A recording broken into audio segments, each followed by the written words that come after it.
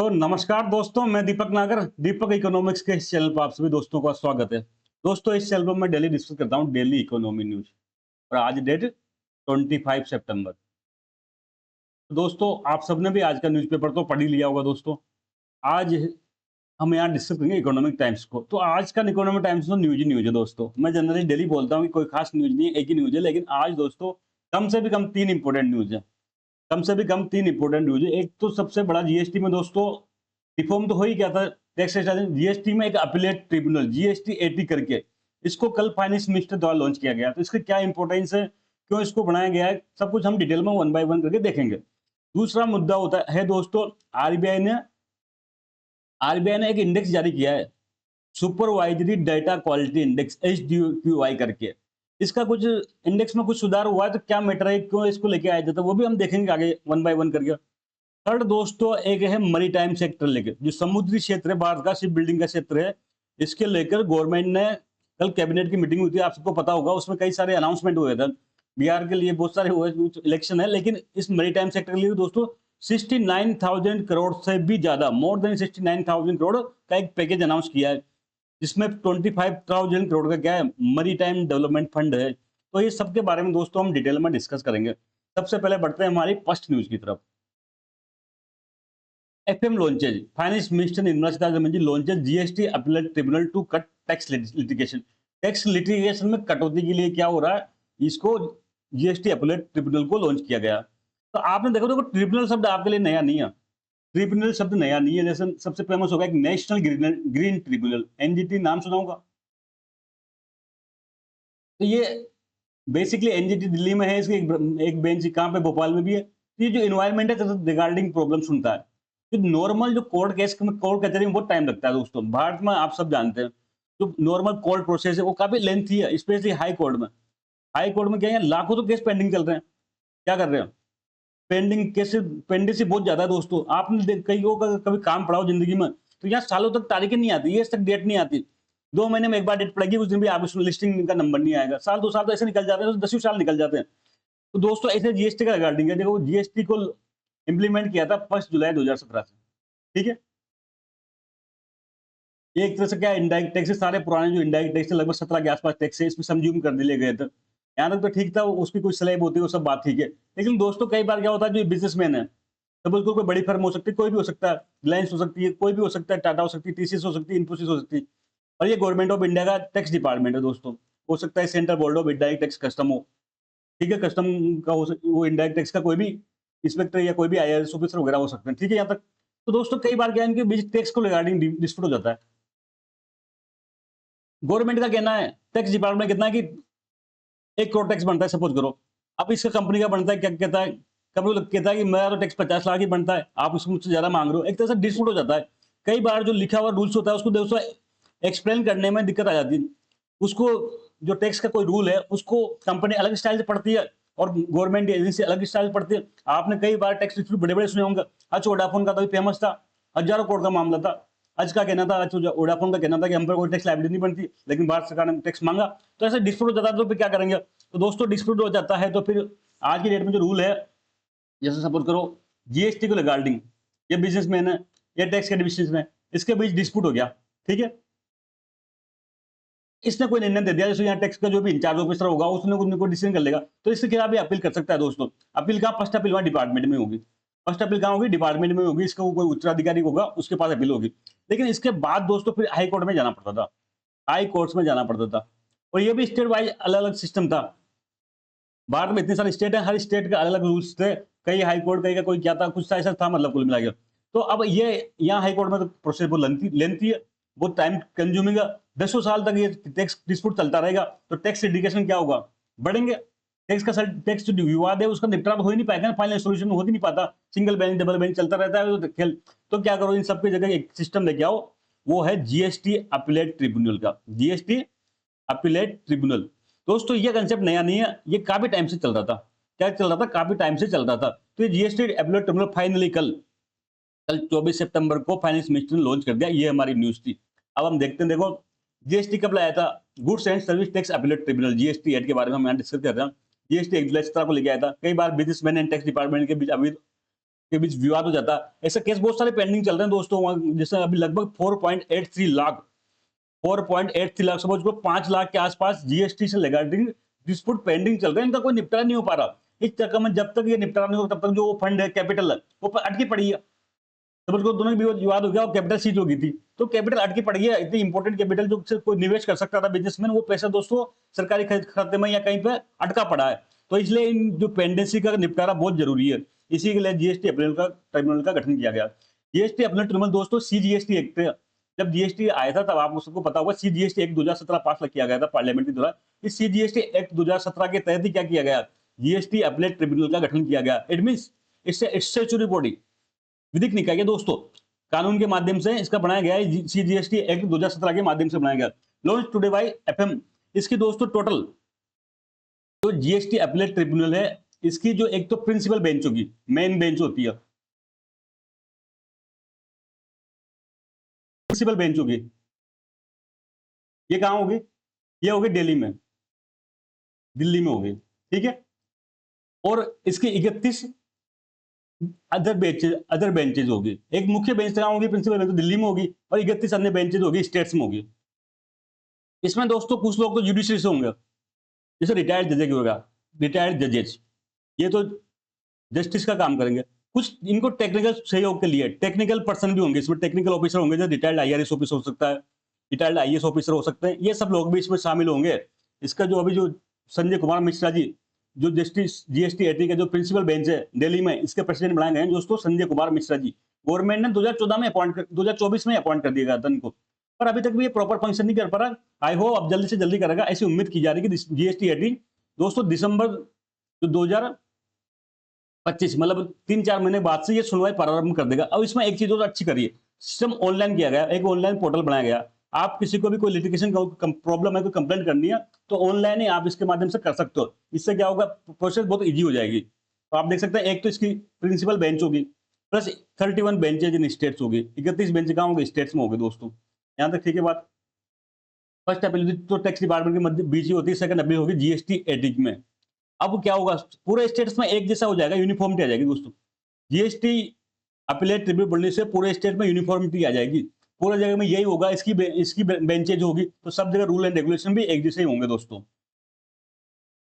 क्या होगा देखो, इससे क्या होगा, जो रिजोल्यूशन प्रोसेस है ना, डिस्प्यूट हो गया था रिजोल्यूशन, उसका रिजोल्यूशन करना है, वो प्रोसेस एक्सपेडाइट होगी, बहुत तेजी से होगी।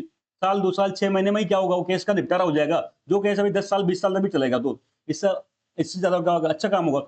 It will expedite resolution of disputes between businessmen and tax department and ensure fairness in delivering justice deliver करने में क्या होगा, fairness आएगी। businessman can file their pro online portal, तो इससे क्या होगा दोस्तों, इजी हो जाएगा, इजी हो जाएगा, प्रोसीजर बहुत इजी हो जाएगा दोस्तों। इसके संजय कुमार मिश्रा जी, इनका नाम याद रखना। तो जीएसटी अपीलेट ट्रिब्यूनल है, इसकी प्रिंसिपल बेंच दिल्ली में है, इसके प्रेसिडेंट गवर्नमेंट ने अपॉइंट किए गए हैं। ये रिटायर्ड जस्टिस हैं दोस्तों, रिटायर्ड क्या जज हैं। इनके सहयोग के लिए और सारे भी लोग भी हैं इसमें, पर मुख्य जो रिटायर्ड जस्टिस है ये प्रेसिडेंट है इसके, इनका नाम याद रखना। तो दोस्तों अब हम बढ़ते हैं हमारी सेकंड न्यूज की तरफ, वो है बैंक का supervisory data quality index, SDQI, supervisory data quality index, SDQI।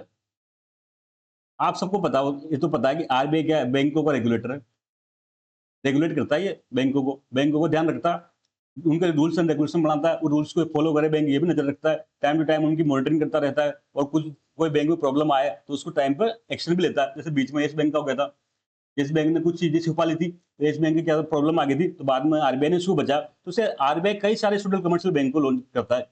Schedule commercial bank लगभग दोस्तों 80 के ज्यादा है, लगभग 87 शेड्यूल कमर्शियल बैंक है।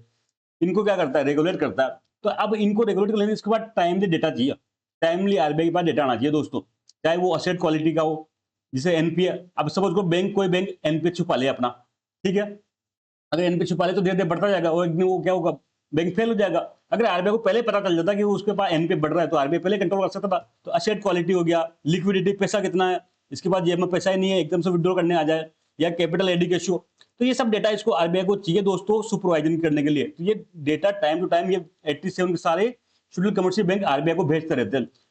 ये जो डेटा भेजा है, इसकी क्वालिटी क्या है, इसकी डेटा जो भेज रहे हैं इसकी क्वालिटी क्या टाइम पे बेचते हैं, क्या टाइमली बेचते हैं, क्या ये जो डेटा भेज रहे हैं वो ऑथेंटिकेट है क्या? हो सकता है कई बार कई बैंक जो डेटा भेजते हैं वो सही नहीं भेजते, जैसे एनपीओ को कई बार छुपा लेते हैं, बड़ा लोन दे देते हैं, वो एनपीओ हो गया लेकिन उसको दबाए रखते हैं, बताते नहीं है। तो ऐसा कई सारे ये करते रहते हैं। तो इसी को मेजर करने के लिए दोस्तों एक डीएसआई जो सुपर एचडीक्यू का है, सुपरवाइजरी डेटा क्वालिटी इंडेक्स बनाया गया है, ताकि आरबीआई को टाइम टू टाइम डेटा मिलता रहे और उस टाइम टू टाइम मॉनिटरिंग हो सके।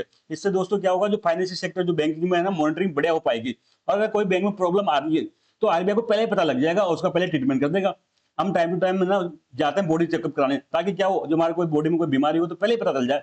ऐसे अगर आरबीआई के पास डेटा आ रहा है और टाइमली आ रहा है और क्वालिटी वाला आ रहा है, सही आ रहा है, तो आरबीआई को है ना बैंक की प्रॉब्लम पहले पता चल जाएगी और पहले उसका समाधान हो जाएगा। नहीं तो एंड में फिर वो बैंक कोलैप्स कर सकता है, जिससे डिपॉजिटर का पैसा डूब सकता है। तो ये पूरा एचडीक्यूआई का मैटर है।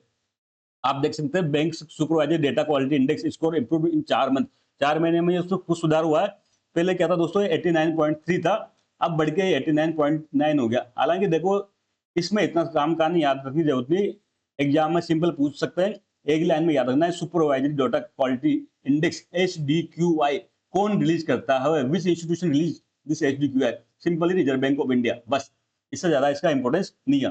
फिर भी मैं तो पढ़ा रहा हूं तो आपको समझना पड़ेगा। एचडीक्यूआई क्या है, supervisory data quality index improved in 4 month. तो सबसे पहले तो आरबीआई द्वारा डेवलप किया गया। क्या होता है, क्या मेजर करता है, तो index measure the quality of data submission. जो फेडरल कमर्शियल बैंक आरबीआई को डेटा सबमिशन कर रहे हैं उसकी क्वालिटी कैसी है, क्या वो सही है, गलत तो नहीं भेज रहे। फोकसिंग ऑन एक्यूरेसी, वो एक्यूरेट होना चाहिए, टाइम रिलेंस होना चाहिए, टाइम पे उसको पहुंचना चाहिए। जैसे मंथली चाहिए तो मंथली भेजना चाहिए और एक्यूरेट होना चाहिए और कंप्लीट होना चाहिए। ऐसा नहीं आधा आधा डेटा भेज दिया, लोन का डेटा भेजना था, कुछ भेज दिया, कुछ रोक लिया, तो ऐसा नहीं होना चाहिए। ये जितने भी शेड्यूल कमर्शियल बैंक है, मोर देन 80, एग्जैक्ट बताऊं तो 87 के आसपास शेड्यूल कमर्शियल बैंक क्या करते हैं, जो डेटा सबमिट करते हैं वो एक्यूरेट होना चाहिए, टाइमलेस होना चाहिए और कंप्लीट होना चाहिए। इसको ये इंडेक्स मेजर करता है दोस्तों। भाई इससे ज्यादा हमको इसमें याद रखने की जरूरत नहीं है। इसमें दोस्तों आरबीआई ने एक मास्टर डायरेक्शन जारी किए थे on filing of supervisory return 2024, master direction on filing of supervisory return 2024। Schedule commercial bank जो है ना सुपरवाइजरी रिटर्न भरते हैं, उसके लिए एक डायरेक्शन जारी किए गए थे। इससे क्या हो, इसके उसमें क्या क्या बताना रहता है, asset quality, liquidity, capital education के बारे में बताना रहता है सुपरवाइजरी को।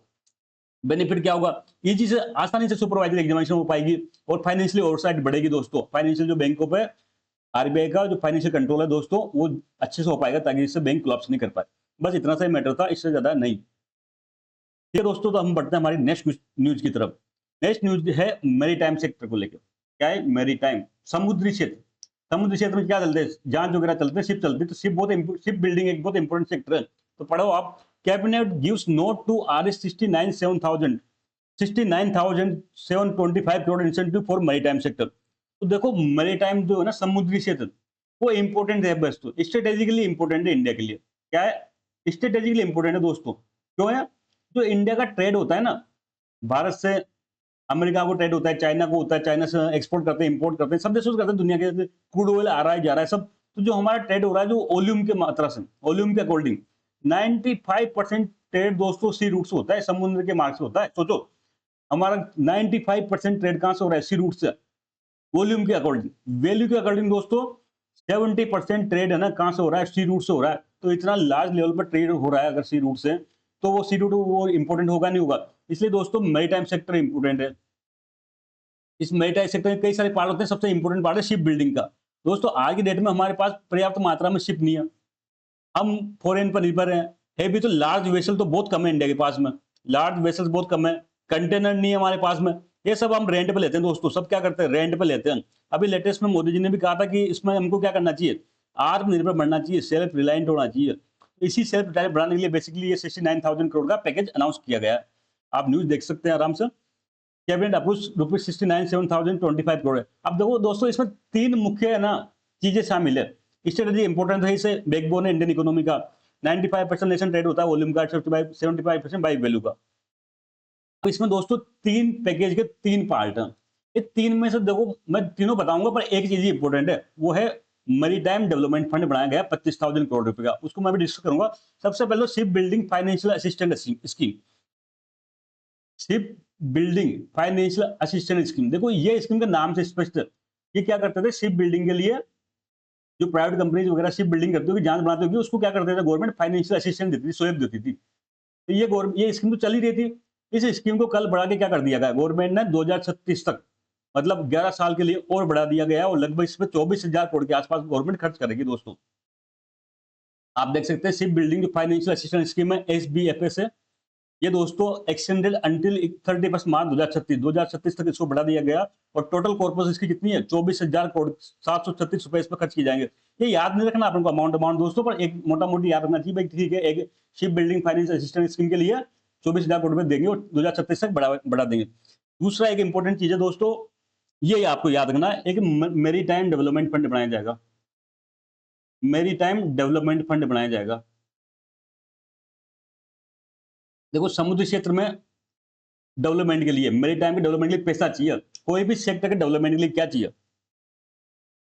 सेक्टर के डेवलपमेंट के लिए समझ लो, मेरीटाइम को या समुद्र क्षेत्र जहाज बिल्डिंग को बढ़ावा देना चाहते तो क्या चाहिए, पैसा चाहिए भाई। आसानी से जैसे कोई कंपनी है, आप जानते हो दुनिया के कोई भी बिजनेस को बिना पैसे के नहीं होता, चाहे रिलायंस हो, टाटा हो, बिरला हो, अंबानी हो, सब क्या करते हैं, कहीं ना कहीं बाजार से पैसा उधार लेते हैं, बैंक से पैसा उधार लेते हैं, बॉन्ड जारी करते हैं, डिबेंचर जारी करते हैं, शेयर जारी करते हैं और पैसा इकट्ठा करके बिजनेस करते हैं। तो कोई भी कंपनी से बात करो शिप बिल्डिंग में, इसको क्या इजिली फंडिंग हो जाए, इजिली फंडिंग हो जाए और चीप फंडिंग हो जाए, और चीप फंडिंग हो जाए, इजी मिले और थोड़ा सस्ते दाम में लोन मिले। ऐसा नहीं कि 20% में लोन मिलता है। तो ये दोस्तों इसी के लिए क्या बनाया गया, ये 25,000 करोड़ का मेरीटाइम डेवलपमेंट फंड बनाया गया है। इसमें दोस्तों 20,000 करोड़ तो क्या कर रहा है, एक तरह से इन्वेस्टमेंट के लिए है। क्या है, इन्वेस्टमेंट के लिए है। मतलब 20,000 करोड़ का क्या कराया जाएगा, प्राइवेट कंपनी को लोन दिया जाएगा ताकि इससे क्या वो क्या करे, उसमें इन्वेस्टमेंट को करे शिप बिल्डिंग सेक्टर में। और 5,000 करोड़ का दोस्तों 5,000 करोड़ का इंटरेस्ट सबवेंशन के रूप में दिया जाएगा, इंटरेस्ट सबवेंशन के रूप में दिया जाएगा। अब आप इकोनॉमिक्स में ये शब्द बार बार सुनते होंगे, इंटरेस्ट सबवेंशन, तो मैं इसको एक बार में एक्सप्लेन कर देता हूं होता क्या है। इंटरेस्ट सबवेंशन कंसेप्ट बहुत आता है, कई सेक्टर में आता है, चाहे वो एक्सपोर्ट क्रेडिट में हो, चाहे माइक्रो स्मॉल मीडियम इंटरप्राइजेज में हो। दोस्तों क्या होता है, जैसे सपोज करो ये एक कंपनी है, अब ये इसको चाहिए 1,000 करोड़ रुपए का लोन चाहिए ताकि बिजनेस कर सके, और इंपॉर्टेंट है ये माइक्रो स्मॉल मीडियम इंडस्ट्री हो सकती है, शिप बिल्डिंग हो सकती है, और इसको इंपॉर्टेंट है इंडस्ट्री में निवेश करने का। तो ये मार्केट में गई तो इसको लोन मिलता है 15% पर। 15% बहुत महंगा है, इसको लगेगा यार इतना तो मेरी इनकम ही नहीं हो पाएगी, तो ये क्या करेगा, निवेश नहीं करेगा। तो ऐसे सिस्टम गवर्नमेंट आएगी इंटरफेयर करने। एक काम करो, आप 5% ही दो, 10% गवर्नमेंट इंटरेस्ट सबवेंशन देगी, मतलब 10% जो इंटरेस्ट है वो गवर्नमेंट देगी बैंक को, बाकी ये क्या देगा, एक केवल 5% ही देगा।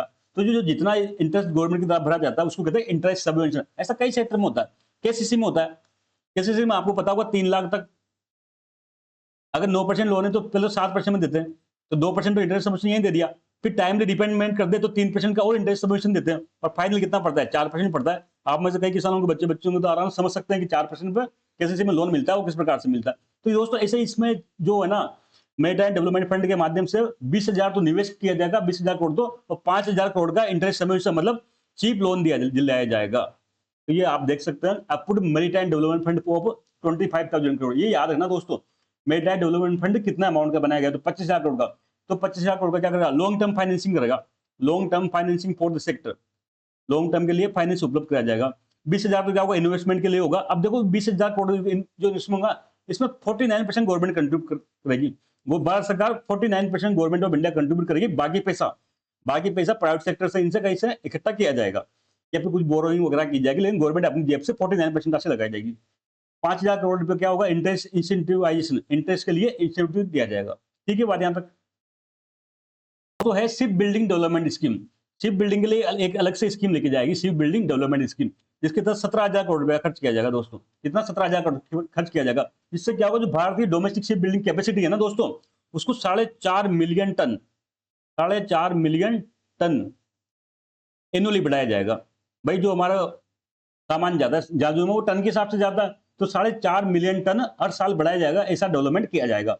ओवरऑल दोस्तों ऐसा माना जा रहा है कि जो ये पैकेज है पूरा 69,000 का, 69,000 करोड़ का, इससे लगभग देश में 30 लाख एम्प्लॉयमेंट जनरेट होंगे, और लगभग 4.5 लाख करोड़ के आसपास, 4.5 लाख करोड़ के आसपास इन्वेस्टमेंट होगा। भाई गवर्नमेंट इतना पैसा खर्च करेगी तो प्राइवेट इन्वेस्टमेंट भी तो आएगा ना, तो इसलिए लगभग 4.5 करोड़ के आसपास, लाख करोड़ के आसपास क्या होगा, इन्वेस्टमेंट होगा। Overall package to generate 30 lakh jobs and attract investment of ₹4.5 lakh crore. तो दोस्तों आज का मुद्दा इतना ही था, जल्द मिलेंगे, तब तक के लिए थैंक यू, जय हिंद।